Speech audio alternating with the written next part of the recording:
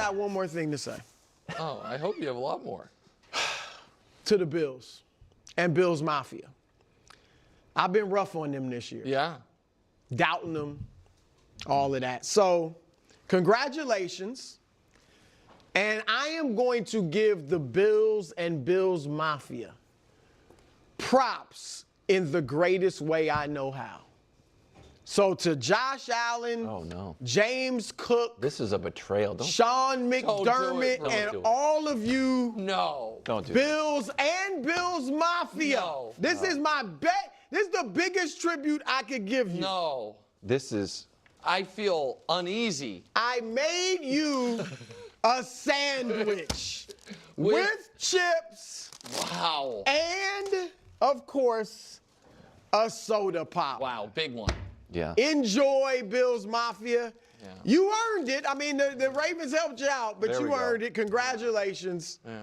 I've never been had a problem admitting I was wrong, and I was wrong on the Bills. And who? And Brew? So, I mean that you're the Josh Allen guy. Well, you're done with Josh. I'm not. Hold on. Can we stay on the Ravens? I wouldn't be surprised if there's a roller coaster can we stay, banner. Guys, let's just stay in the moment. Stay, focus where your feet are. Who could have seen this coming? All the hits of ghosts of Ravens playoff pass.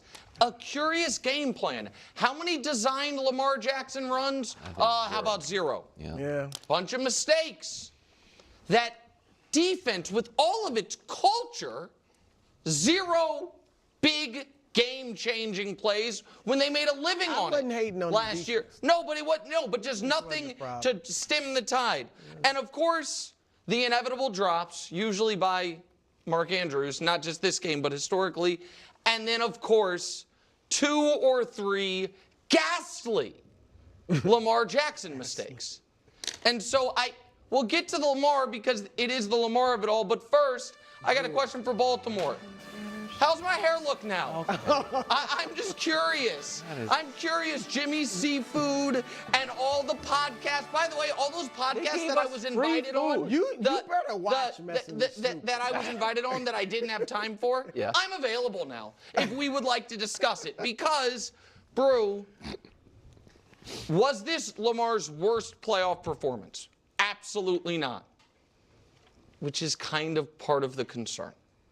Because while he broke his streak of the fewest points they scored all year in a game comes in the playoff loss, he did have 2 such uncharacteristic mistakes early, which put them playing on their back foot the whole game. Yes. Good. And Ravens fans and media have sworn all year he's the MVP because look at all the touchdowns and only 4 picks. And in fact, when you look at the tape, when you look at the all 22, well, that's fair. I mean, it's regular season. That's fair. Right. The 4 picks, none were his fault, which makes that one all the more problematic. Agreed. Because it was horrendous. And I know Tony Romo tried to be like Matt Milano. Man, that wasn't Matt Milano. It was a bad play, and Lamar knew it. Absolutely. And then the next drive, yes, it's a bad snap, but Lamar recovers from the bad snap and then just sets the ball on the ground. And then the next drive after that, when, again, the game's in the balance, you have a 2nd and goal from the 3 and takes a brutal sack, which ends up leading to 3 points instead of 7 potentially. So yes, Lamar played well in the second half. But they were in this hole and unable to play the game they wanted to play because of those mistakes. And then go, Brew. Well, this is just the turnovers graphic, please, and then we can. I'll give it to you. Okay, listen, guys.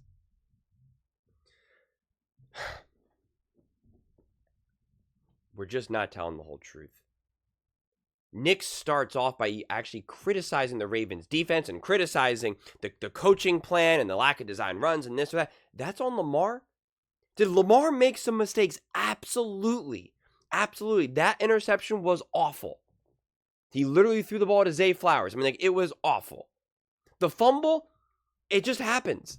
That's what happens when you're someone like Lamar Jackson and you have the ball in your hands and you're always making plays. You have some fumbles. Just like when you are a Joe Burrow or a Matthew Stafford, when you're letting it rip a Brett Favre, you throw some interceptions. It's just what happens. And it's unfortunate when it happens in the playoffs in key moments. It's a bummer, no doubt about it. But the coaching, the game plan, especially in the first half, was suspect. Not to mention the fact that Lamar played good enough to get them out of that hole. That, yes, he helped contribute to. But again, stop with this nonsense. And don't get mad at me for bringing up Patrick Mahomes when we constantly keep cooking these books. Patrick Mahomes threw an awful interception against the 49ers last year in the Super Bowl. But his defense stepped up and stopped them from scoring a touchdown. I think they were held to a field goal, if even that. That's the difference. That's the difference. Patrick Mahomes threw 2 interceptions in the Super Bowl against the 49ers, and they still won because his team made plays. Travis Kelce made plays. Tyreek Hill makes plays. What happened to Lamar? Who else made plays? Nobody. Did he have some support from the run game? Absolutely. What receivers made a huge play? Mark Andrews dropped the ball and fumbled. He played good enough to tie the game back. And then it was up for his defense to then stop Josh Allen with 1:30 to go. Just like we've seen the Patriots defense do for Tom Brady. The Kansas City Chiefs defense do for Patrick Mahomes. It's a team sport. It's collective. Who bailed out Tom Brady against the Seattle Seahawks? I mean, this is all stuff that I said in my Herd video. Because it's true. Peyton Manning, Tom Brady, Brett Favre. I mean, like all these guys. Do you want to see Lamar Jackson not turn the ball over? Absolutely. Were those legitimate mistakes in Lamar? Absolutely. Could have his team done more to help? Absolutely. So, I mean, we can stop pretending that these quarterbacks have to play perfect ball, or the way how Patrick Mahomes or Tom Brady or any other Super Bowl winner played perfect ball and that's how they won. Because it's just not true. It's just not true.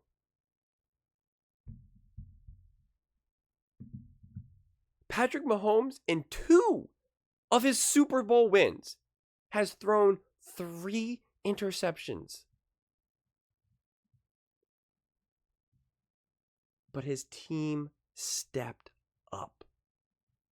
They picked up their great playmaker when their playmaker was unable to make the play. That is the fundamental difference. Matthew Stafford, someone that we know Nick Wright loves. This is the Super Bowl. He threw 2 interceptions, and they won. Why? Because Cooper Kupp was balling. That's why. And Stafford played great as well, but he had 2 interceptions, 3 touchdowns and 2 interceptions. Peyton Manning Super Bowl, 1 touchdown, 1 interception. Again, I can just go through a million of these examples. There's endless of them. Endless of them. He also fumbled the ball for good measure as well. 1 fumble, 1 lost. So, what I'm trying to say is, you can't just put this all on Lamar. If Lamar was better, would they have won the game? Probably.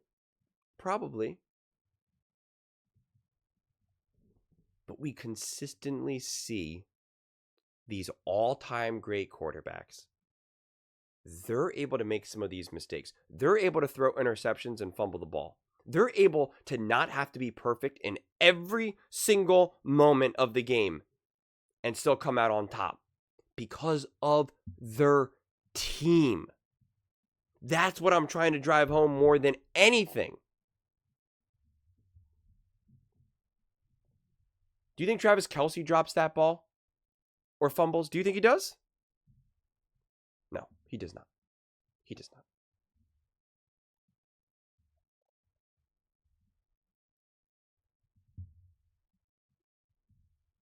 It's a tough one. You can just go ahead and blame Lamar if you want. Lamar, again, let me be very clear. Lamar deserves some blame. 100%. But this is a Baltimore Ravens loss. This is a coaching loss. This is a lack of execution loss. This is a game plan loss. This is a Lamar loss. This is also a regular season loss. The Ravens should have been a better team throughout this season. They could have had home field advantage.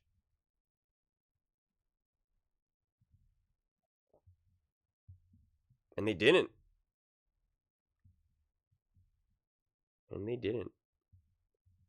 So yeah, man, this is a tough one. This is a tough one for Baltimore Ravens fans. There's no way to slice it. No way to slice it. But I will continue to blame the Ravens organization more than anything. Why weren't they aggressive of boosting up that defense? Why did it feel like that defense was a liability this whole season? Why weren't they aggressive?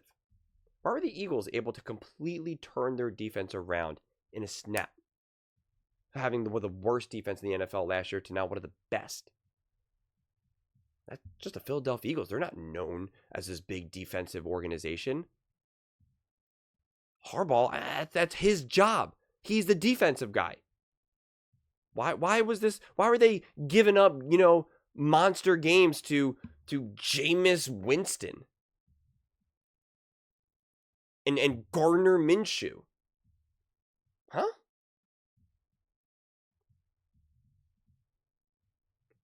It's a tough one.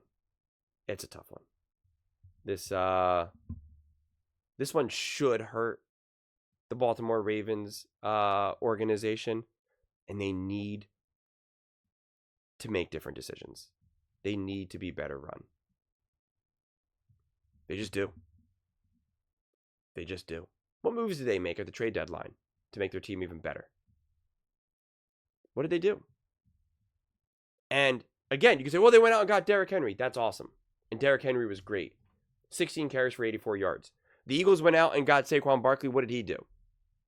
He rushed for over 200 yards because they fed him the ball.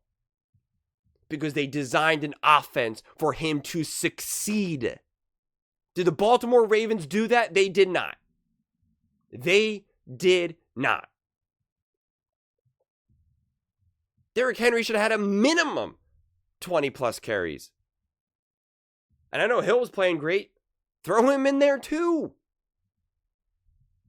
And don't say, oh, well, they were down. That doesn't matter. They were running the ball in the second half and they were down. This was a collective team loss. There's no other way to put it. So you can blame Lamar all you want and look at all that. Lamar chokes. Okay. Well, he was 18 for 20 and 5, 254 yards, 10.2 yards per attempt, 2 touchdowns, 1 interception, and a 114 rating. 6 carries for 39 yards. So he literally played better than Patrick Mahomes has done in Super Bowls, though still won. He's played better than Tom Brady has done, yet they won the Super Bowl. Played better than Peyton Manning, but as then Peyton Manning won the Super Bowl. He's literally had games where he's played better than these all-time great players, yet he loses, so we blame him. All right. Be my guest. But those are just my thoughts. I'd absolutely love to hear yours. What do you guys all think about the Baltimore Ravens and Lamar Jackson? Who do you blame? Let me know in the comments below. I read every single comment, so whether you agree with me or disagree with me, either way. Let's get in some discussions. Let's get in some fights. But ultimately, let's just have some fun. And please do consider subscribing. We are building an amazing community here, and I absolutely love to see you part of it. I want to build something that we all genuinely feel connected to. Something that we're really excited to be part of. I think we're well on our way to doing it.